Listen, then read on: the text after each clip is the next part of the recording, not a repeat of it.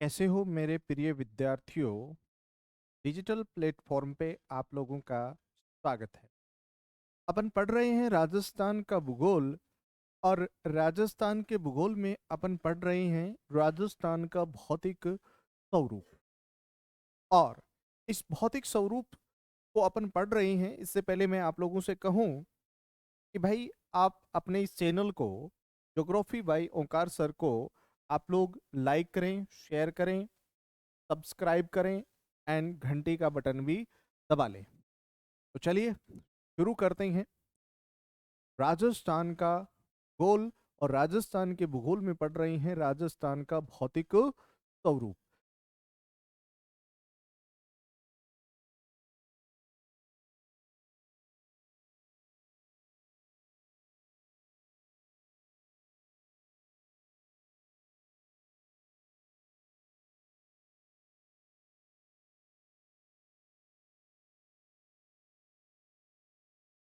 राजस्थान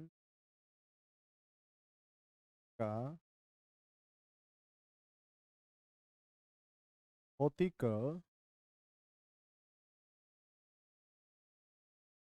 स्वरूप, इसकी अपन लोग चर्चा कर रहे हैं।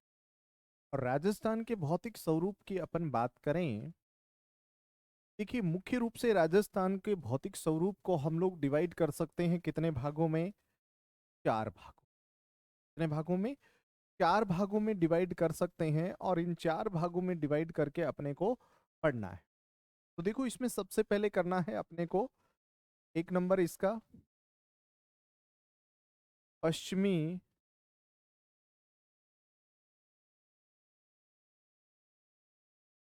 मरुस्थलीय प्रदेश। कौन सा प्रदेश बताओ? पश्चिमी मरुस्थलीय प्रदेश। एक इसमें हमें करना है अरावली पर्वतीय प्रदेश। एक इसमें अपने को करना है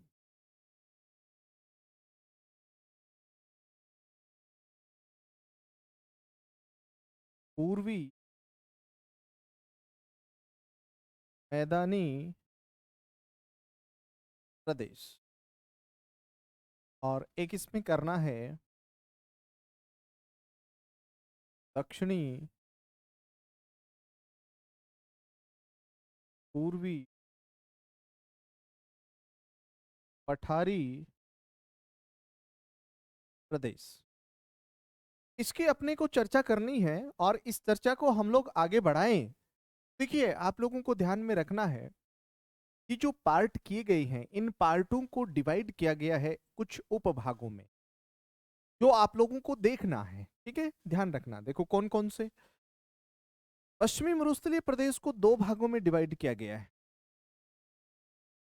कितने भागों में? दो। तो इसमें एक जो भाग किया गया है वो किया गया है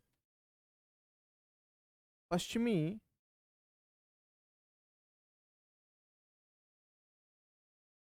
पश्चिमी मरुस्थलीय पश्चिमी मरुस्थलीय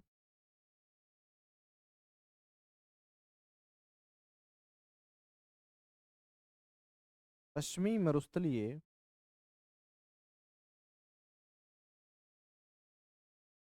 मरुस्थलीय शुष्क प्रदेश। और एक इसका जो पार्ट किया गया है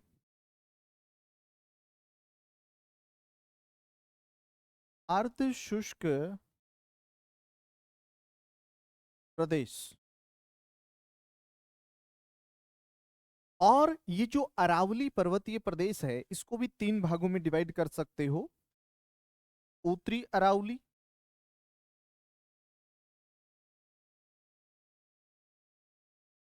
उत्तरी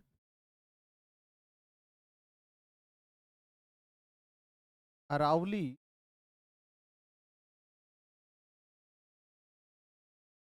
मध्य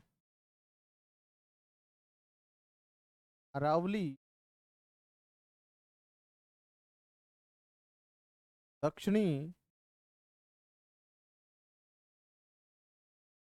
अरावली, और ये जो आपका पूर्वी मैदानी प्रदेश है, आप इसको भी क्या कर सकते हो, डिवाइड कर सकते हो।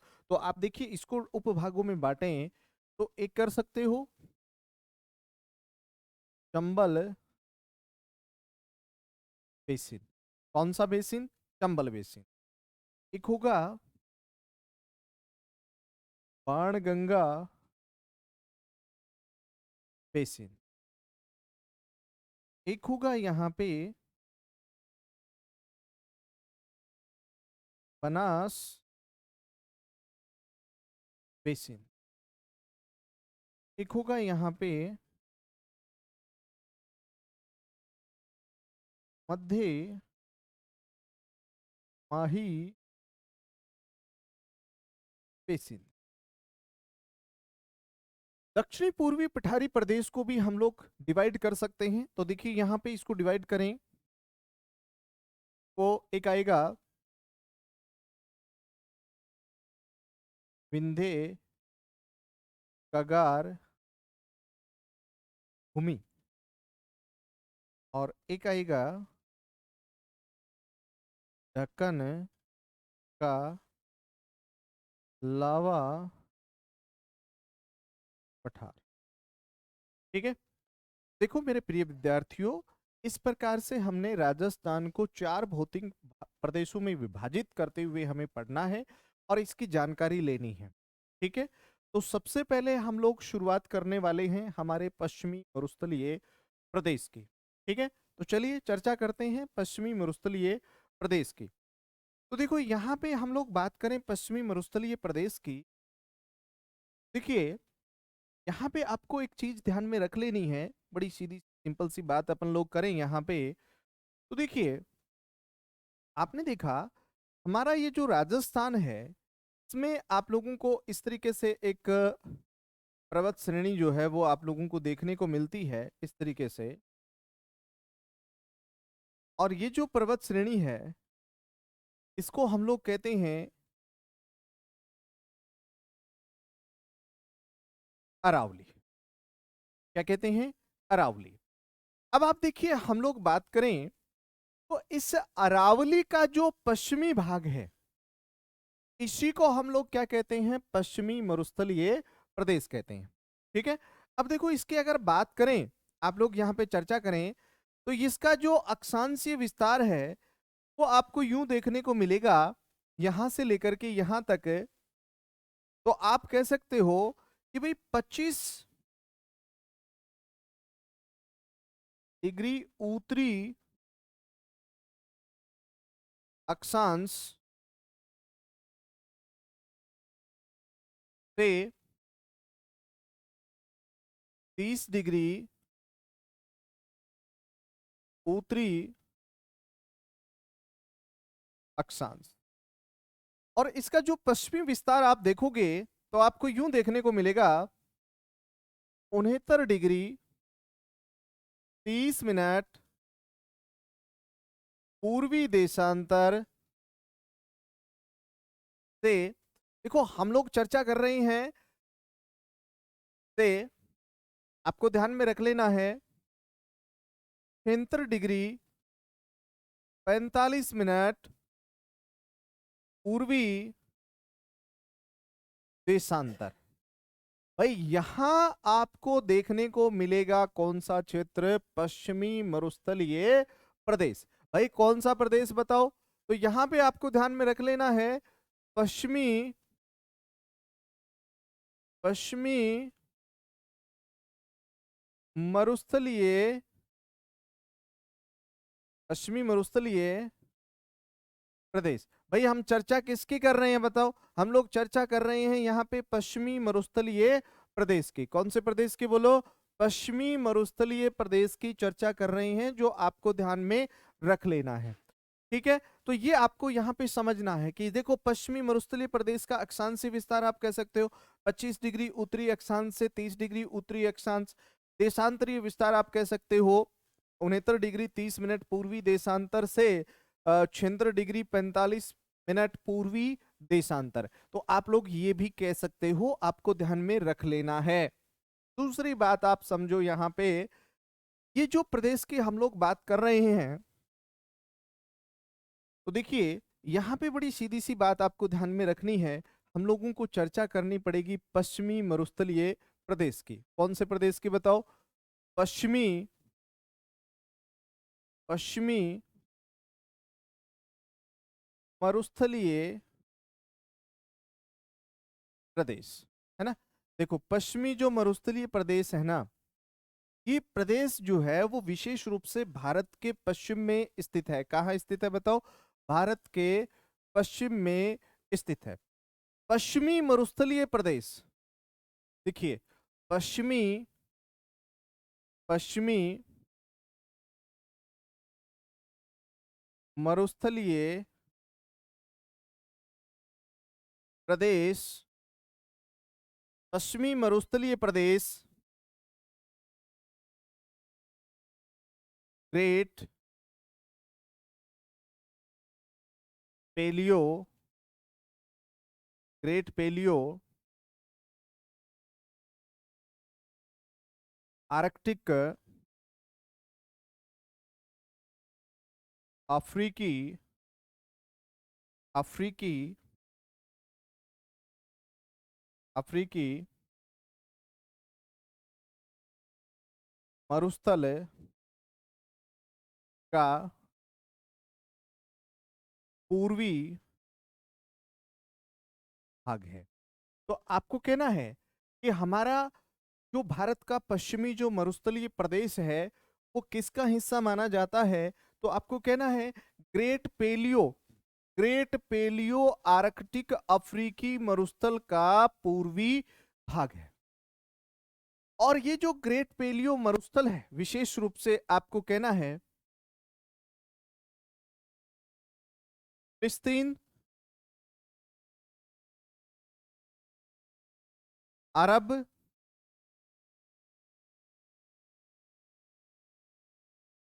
ईरान होते हुए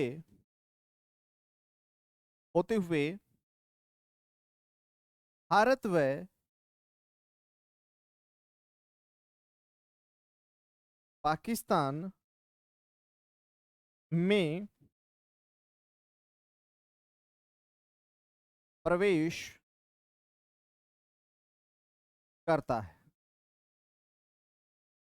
और ये जो ग्रेट पेलियो अफ्रीकी मरुस्थल है, हम लोग कह रहे हैं कि फिलिस्तीन, अरब, ईरान होते हुए भारत व पाकिस्तान में प्रवेश करता है। और इस मरुस्थल को हम लोग कहते हैं, इस मरुस्थल को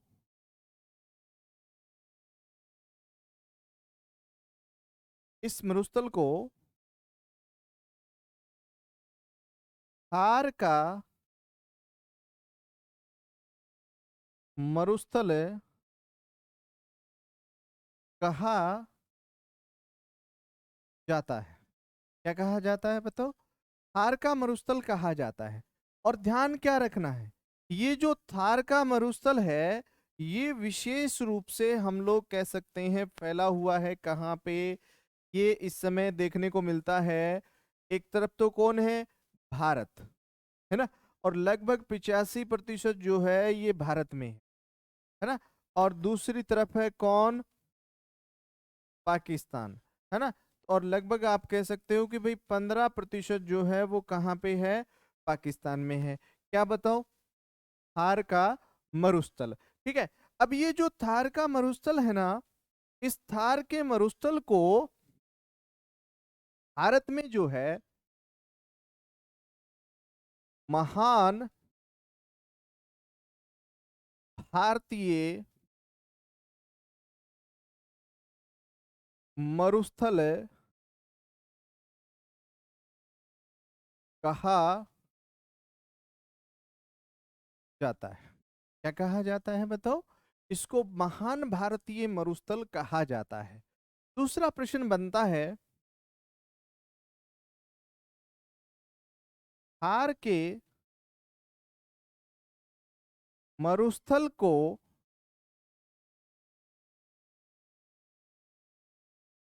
पाकिस्तान में, बताओ क्या कहा जाता है? भाई पाकिस्तान में थार के मरुस्थल को क्या बोला जाता है? तो आपको कहना है चोलिस्तान। चोलिस्तान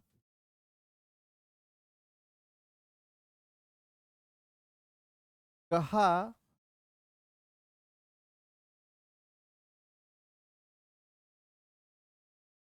जाता है। मतलब आपको कहना है कि जो भारत में इसको क्या कहते हैं, महान भारतीय मरुस्थल कहते हैं, और जबकि पाकिस्तान में इसको क्या कहा जाता है, चोलिस्तान कहा जाता है। किसको कहा जाता है? तो आपको कहना है थार के मरुस्थल को कहा जाता है, ध्यान रख लेना है। अच्छा प्रश्न बनता है, दूसरा प्रश्न बनेगा, थार के मरुस्थल को राजस्थान में, राजस्थान में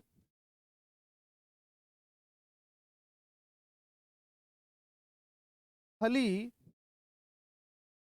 राजस्थान में थली कहा जाता है। क्या कहा जाता है बताओ? राजस्थान में थार के मरुस्थल को क्या कहते हैं? थली कहते हैं। आपको सिंपल सा याद रखना है। देखो थार के मरुस्थल को राजस्थान में थली कहा जाता है, जबकि पाकिस्तान में क्या कहते हैं? चोलिस्तान कहते हैं, और भारत में इसे महान भारतीय मरुस्थल कहा जाता है। तो आपको ये चीज भी रख लेनी है ध्यान में। दूसरा प्रश्न देखो, थार के मरुस्थल का जो विस्तार है, विस्तार भारत में अगर देखा जाए, विस्तार भारत में ये कहाँ कहाँ पे है? तो आपको कहना है गुजरात, राजस्थान, पंजाब, हरियाणा में है। कहाँ पे है बताओ? गुजरात है, राजस्थान है, पंजाब है, हरियाणा में थार के मरुस्थल का विस्तार हमें देखने को मिलता है, ये याद रखना है। और सर्वाधिक विस्तार भारत में मरुस्थल का सर्वाधिक विस्तार, सर्वाधिक विस्तार राजस्थान में है।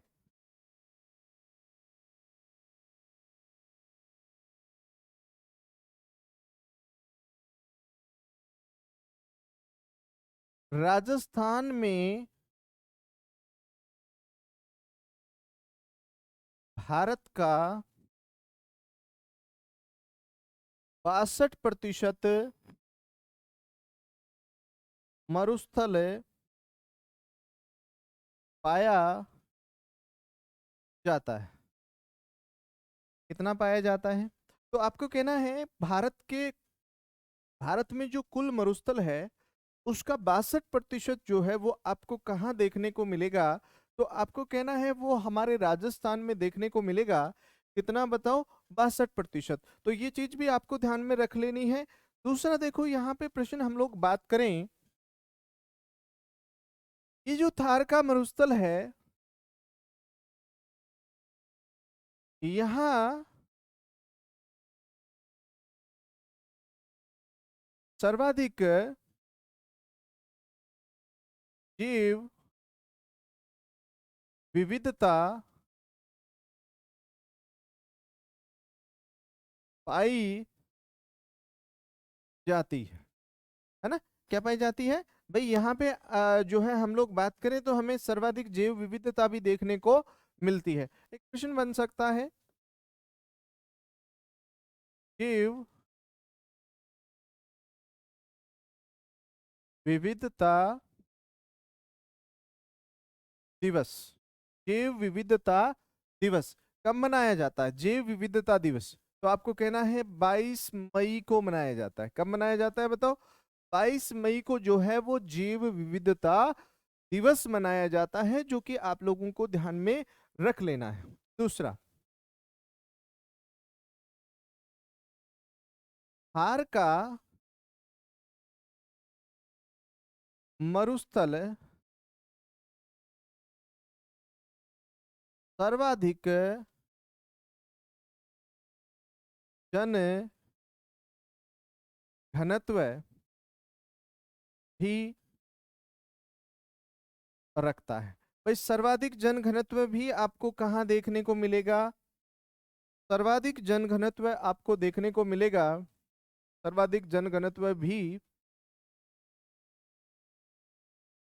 देखिए यहाँ पे आपको ध्यान में क्या रखना है, आपको बड़ी सीधी सी लाइन आपको ध्यान में रखनी है। थार का मरुस्थल सर्वाधिक जन घनत्व भी रखता है, सर्वाधिक जन घनत्व भी रखता है, ये भी ध्यान रखना। और यहाँ सर्वाधिक पशु संपदा भी पाई जाती है। पाई जाती है बताओ? सर्वाधिक जो पशु संपदा है वो भी यहाँ पे देखने को मिलती है, जो कि आप लोगों को ध्यान में रख लेना है। ठीक है, तो किसकी बात कर रहे हैं हम लोग? मरुस्थल की बात कर रहे हैं, जो आपको विशेष रूप से क्या रखनी है, ध्यान में रखनी है। एक प्रश्न यहाँ पे बनेगा, देखिए जो भारत व पाकिस्तान के बीच स्थित रेड क्लिफ रेखा थार के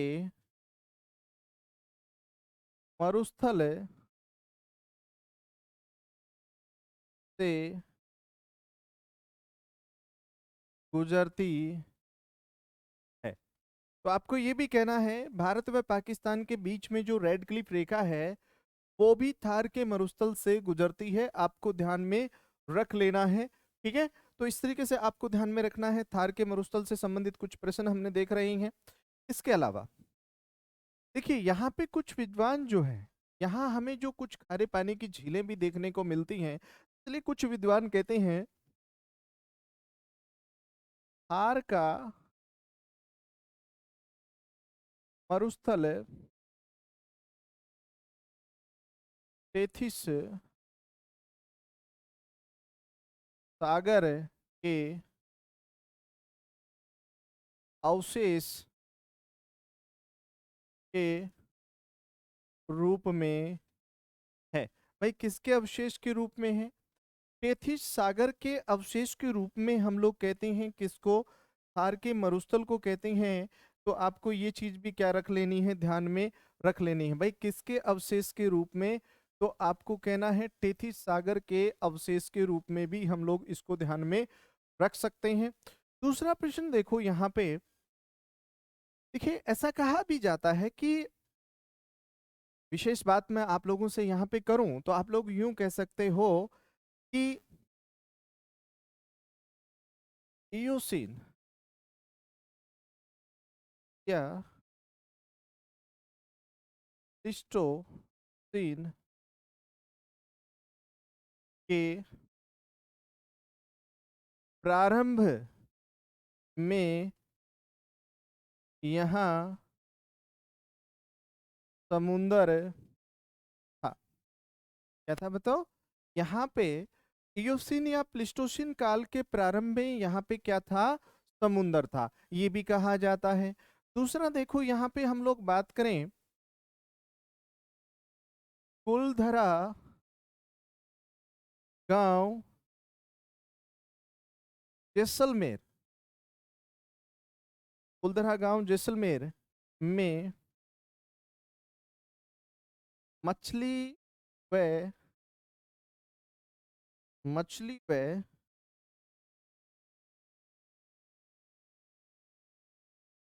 डायनासोर के अवशेष मिले हैं। तो ये भी आप लोग कह सकते हो। तो कहने का मतलब बड़ा सीधा सा सिंपल सा हम लोग बात कर रहे हैं यहाँ पे। चर्चा हो रही है किसकी? थार के मरुस्थल की, जो कि आप लोगों को ध्यान में रख लेना है। दूसरा प्रश्न देखिए, यहाँ पे हम लोग बात करें थार के मरुस्थल की, तो थार के मरुस्थल का अगर विशेष हम लोग हमारे राजस्थान के संदर्भ में यहाँ पे देखें, तो हमने कहा कि हमारे राजस्थान में भारत का 62% जो है वो थार का मरुस्थल है। भाई कहने का मतलब भारत का भारत का जो कुल मरुस्थल है उसका 62% किस में है? राजस्थान में है ना। और राजस्थान में विशेष रूप से हम लोग कह सकते हैं 1,75,000 वर्ग किलोमीटर क्षेत्र में फैला हुआ है। ठीक है, फिर देखो एक प्रश्न बनता है, नखलिस्तान किसको कहते हैं? है ना। प्रश्न क्या बना? नखलिस्तान किसको कहा जाता है? तो आपको कहना है कि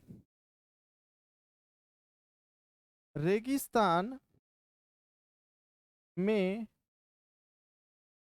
पाए जाने वाले हरे भरे क्षेत्र को नखलिस्तान कहा जाता है। और देखिए एक और चीज ध्यान रखना, मरुस्थलीय क्षेत्र में पाई जाने वाली वनस्पति पाई जाने वाली वनस्पति मरुस्थलीय क्षेत्र में पाई जाने वाली वनस्पति को मरुद्भिद या जीरोफाइट कहा जाता है। क्या कहते हैं बताओ? मरुद्भिद या जीरोफाइट कहते हैं, है ना। और ये जो वनस्पति होती है, जड़ें गहरी, पत्तियां छोटी, कांटे बड़े पाए जाते हैं। ठीक है, तो आपको ये भी ध्यान में रखना है कि इसकी जड़ें तो क्या होती हैं? गहरी होती हैं, पत्तियां छोटी होती हैं, कांटे बड़े होते हैं। और ऐसा इसलिए होता है क्योंकि अगर पत्तियां बड़ी होगी तो वाष्पोत्सर्जन ज्यादा होगा, पत्तियां छोटी होंगी तो वाष्पोत्सर्जन कम होगा, कांटे बड़े होंगे तो वाष्पोत्सर्जन यहाँ पे नहीं हो पाएगा इतना। तो इसलिए हम लोग यहाँ पे कह सकते हैं। दूसरा प्रश्न देखो, यहाँ पे हम लोग बात करें इस मरुस्थलीय प्रदेश के विषय में चर्चा जो हमारी चल रही है। तो देखो यहाँ पे जो बात अपने को करनी है अभी आगे, तो देखो यहाँ पे बड़ी सीधी सिंपल सी बात मैं आप लोगों से कर रहा हूँ। देखिए ये जो थार का मरुस्थल है, विशेष रूप से इसका जो विस्तार हमारे राजस्थान में है। तो देखो यहाँ पे उत्तर में, यहाँ पे अगर देखोगे तो आपको पंजाब है, यहाँ पे कौन है? पंजाब। और कौन है? तो आपको कहना है हरियाणा, है ना। तो ये हमारी जो उत्तरी सीमा है वो यहाँ तक है। अब यहाँ अगर आप देखोगे इधर दक्षिण में, तो यहाँ पे आपको मिलेगा कौन? गुजरात। कौन मिलेगा बताओ? गुजरात, है ना। और यहां अगर आप बात करोगे इस तरीके से, तो ये क्या है? तो आपको कहना है ये है रेड क्लिफ रेखा। भाई कौन सी रेखा बताओ? रेड क्लिफ रेखा। कौन सी रेखा? रेड क्लिफ रेखा। समझ रहे हो आप मेरी बात? दूसरा देखो, यहाँ पे अगर आप लोगों को ध्यान में रखना हो, और इसके पूर्व में यहाँ पे अगर आप देखोगे ना, तो आपको दिखाई देगी 50 सेमी या 500 मिलीमीटर वर्षा रेखा। भाई आपको एक बात समझनी है, इसकी उत्तरी सीमा हम लोग कहते हैं पंजाब और हरियाणा के साथ। राजस्थान के संदर्भ में यहाँ पे अगर बात करें तो दक्षिण में कौन है? यहाँ पे गुजरात है। पश्चिम में आपको रेड क्लिफ रेखा देखने को मिलेगी, और यहाँ पे आपको पूर्व में 50 सेमी या 500 मिलीमीटर वर्षा रेखा जो है, वैसे भी राजस्थान को दो भागों में डिवाइड कर देती है। अब प्रश्न यह बनता है कि ये जो पश्चिमी क्षेत्र है, विशेष रूप से अगर इसकी हम लोग बात करें, तो आपको ये समझना है कि यहाँ पे राजस्थान के जो 12 जिले हैं, कितने? 12 जिले। ये राजस्थान के 12 जिले यहाँ पे मरुस्थलीय जिले माने जाते हैं। क्या माने जाते हैं? मरुस्थलीय जिले। तो देखो ये कौन कौन से हो सकते हैं मरुस्थलीय जिले जिनकी हम लोग चर्चा करें, तो आप लोगों यहाँ पे बड़ी सीधी सी सिंपल सी चर्चा कह सकते हो। भाई ये तो कौन है? गंगा नगर। ये कौन है? हनुमानगढ़। ये कौन है? चूरू है। ये कौन है? झुंझुनू है। ये कौन है? सीकर है। ये कौन है? नागौर है। ये कौन है? बीकानेर है। ये कौन है? जैसलमेर है। ये कौन है? बाड़मेर है। ये कौन है? जालोर है। ये कौन है? आपको देखो ध्यान रखना है यहाँ पे, ये आपका है जोधपुर, है ना। और ये कौन है? पाली है। कौन है बताओ? पाली। तो ये जो 12 जिले हैं ना, कितने बताओ? 12 जिले। इन 12 जिलों को जो है मरुस्थलीय जिले कहा जाता है। क्या कहा जाता है? मरुस्थलीय जिले इसको बोला जाता है। तो आपको ये चीज भी क्या रख लेनी है? ध्यान में रख लेनी है। दूसरा प्रश्न आप देखोगे, अगर हम लोग इसकी चर्चा करें, देखिए राजस्थान की उत्तर, राजस्थान की उत्तर पश्चिम से, उत्तर पश्चिम से दक्षिण पूर्व की और लंबाई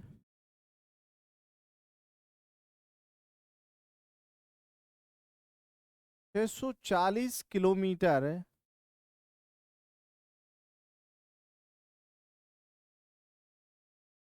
मानी जाती है। दूसरा प्रश्न देखो, पश्चिम से पूर्व की और लंबाई, तो आपको कहना है 300 किलोमीटर है। कितनी है? 300 किलोमीटर है। और समुंदर तल से ऊंचाई अगर आपको कहनी हो, तो 200 से 300 मीटर मानी जाती है। कितनी बताओ? 200 से 300 मीटर मानी जाती है। अगला प्रश्न आप लोगों के लिए यहाँ पे क्या बनेगा, जो आप लोगों को ध्यान में रख लेना है। हमने कहा 12 जिले मरुस्थलीय जिले कौन कौन से हैं 12? देखो, एक तो आपका हो जाएगा गंगानगर, एक होगा हनुमानगढ़, चूरू, सीकर, झुंझुनू, जैसलमेर, बीकानेर, नागौर, जोधपुर, बाड़मेर, बाड़मेर, जालोर, पाली। तो टोटल कितने हैं? 12 जिले। इनको कहा जाता है मरुस्थलीय जिले कहा जाता है ना? तो ये ध्यान में रख लेना है। दूसरा प्रश्न आपको यहाँ पे क्या ध्यान में रखना है? पश्चिमी मरुस्थलीय प्रदेश राज्य का, पश्चिमी मरुस्थलीय प्रदेश राज्य का 61.11% क्षेत्रफल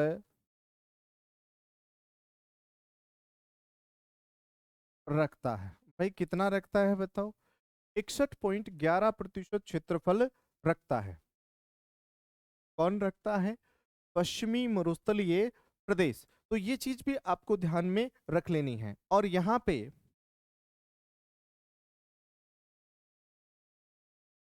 लगभग 40% जनसंख्या निवास करती है। भाई कितनी जनसंख्या निवास करती है?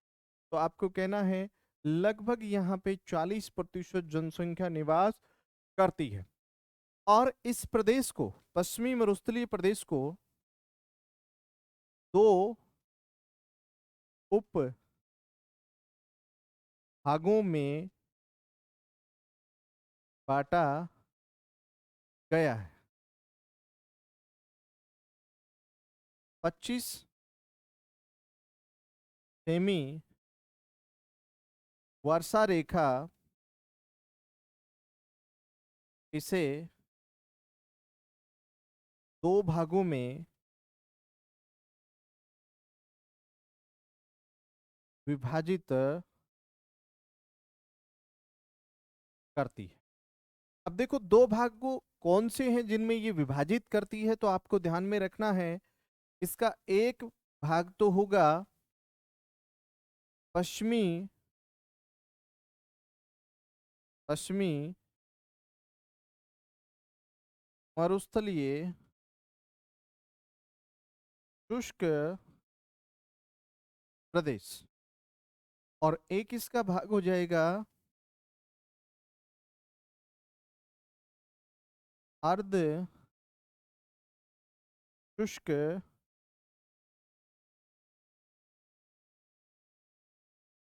मरुस्थलीय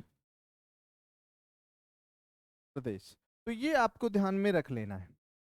तो यहाँ पे जो हमने चर्चा की अभी, तो आप देखिए जो हम लोग बात कर रहे हैं पश्चिमी मरुस्थलीय प्रदेश की चर्चा कर रहे हैं, क्या क्या चर्चा हमने की है, कौन कौन से प्रश्न को हमने देखा है, तो आपको यहाँ पे ध्यान में रख लेना है।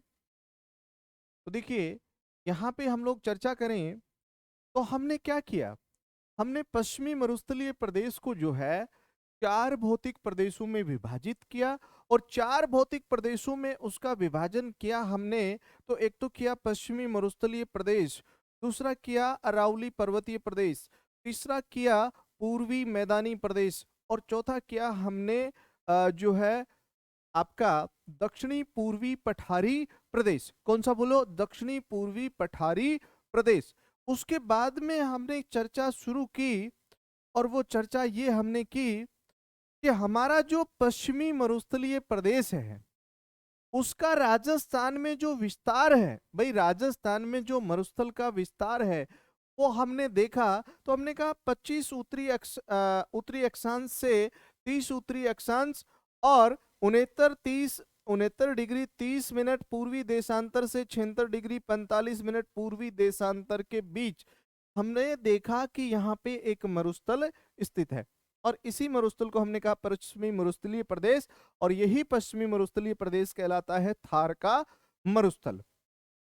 अब देखो, हमने कहा कि पश्चिमी मरुस्थलीय प्रदेश जो है वो ग्रेट पेलियो आर्कटिक अफ्रीकी मरुस्थल का पूर्वी भाग है ना। और इस अफ्रीका से ये पूर्व की ओर बढ़ते हुए फिलिस्तीन है, अरब है, ईरान है, पाकिस्तान है, भारत की ओर ये आगे बढ़ता है ना। और एक और चीज ध्यान रखना, मरुस्थल का आगे बढ़ना रेगिस्तान मार्च कहलाता है। क्या कहलाता है बताओ? रेगिस्तान मार्च। रेगिस्तान मार्च। मरुस्थल का आगे बढ़ना क्या कहलाता है? रेगिस्तान मार्च कहलाता है। ध्यान रखना है ना। और इस मरुस्थल का विस्तार अपने को भारत व पाकिस्तान में देखने को मिलता है। पाकिस्तान, भारत में 85%, पाकिस्तान में 15%। फिर हमने कहा कि महान भारतीय मरुस्थल कहा जाता है इसको भारत में, और पाकिस्तान में कहते हैं चोलिस्तान, और राजस्थान में इसको कहा जाता है थली।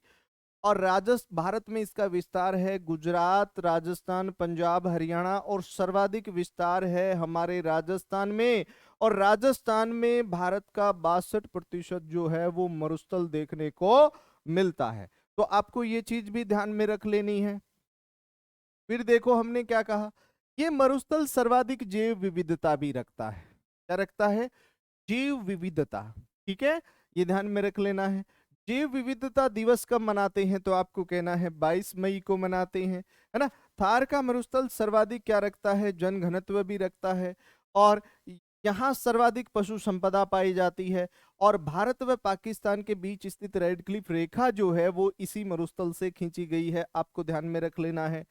दूसरा प्रश्न यहाँ पे मैं बात करूं तो आपके सामने आता है, भाई इसके विषय में ये भी कहा जाता है कि ये टेथिस सागर का अवशेष था।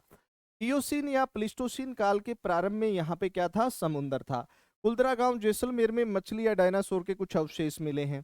ठीक है, और 62% हमारे राजस्थान में है। 1,75,000 वर्ग किलोमीटर ये राजस्थान में फैला हुआ है, तो ये भी ध्यान में रख लेना है।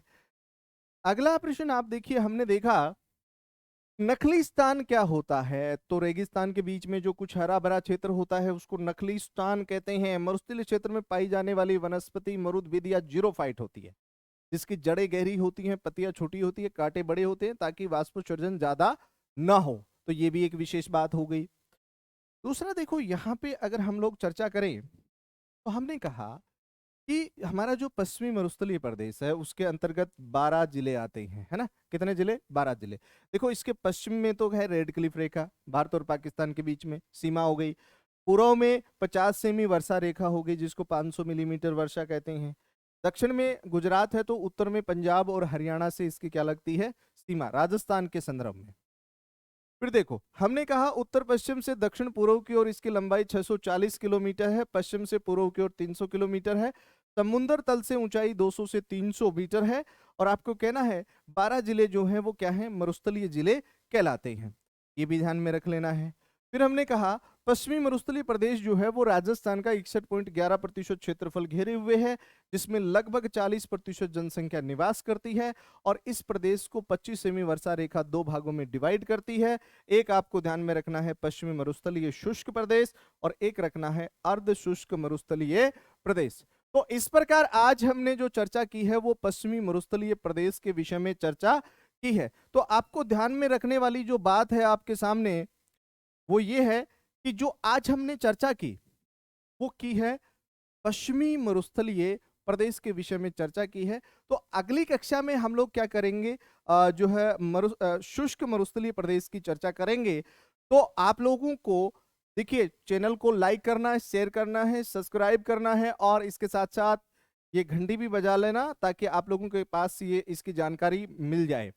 दूसरी बात, आप लोगों को इसी तरीके से अपन पढ़ते चलेंगे, और मैं आप लोगों से यही कहूंगा, जय हिंद, जय भारत।